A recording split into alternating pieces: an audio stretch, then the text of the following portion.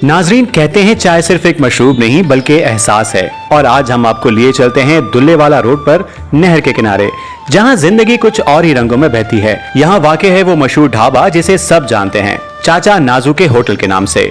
मुस्तनसर बरोखा, राना मोहम्मद उसामा और जहीर शेख की कैमरा अक्सबंदी में देखिए एम सईद बिशाटी की खूबसूरत रिपोर्ट। आज तक की वीडियोस देखने के लिए हमारा चैनल सब्सक्राइब कीजिए और बेल आइकन को क्लिक कीजिए ताकि आप हमारी आने वाली वीडियोस से बाखबर रह सकें।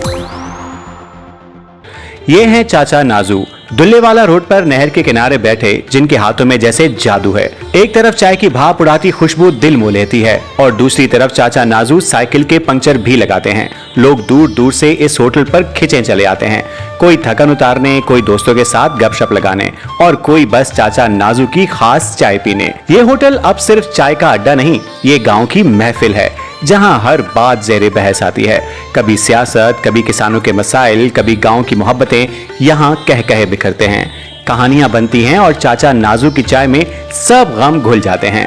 लोग कहते हैं कि नाजू के होटल पर मिलने वाला एक कप चाय तो सस्ता है, लेकिन उसके साथ मिलने वाली महफिल बेकीमत है। नहर की लहरें, दुल्लेवाला रोड का मंजर और चाचा नाजू की चाय, ये सब मिलकर देहात की असल जिंदगी की अक्कासी करते हैं। क्या आपके गांव में भी कोई ऐसा ढाबा है जहां चाय के साथ इतनी कहानियां जुड़ी हों? कमेंट्स में जरूर बताइएगा।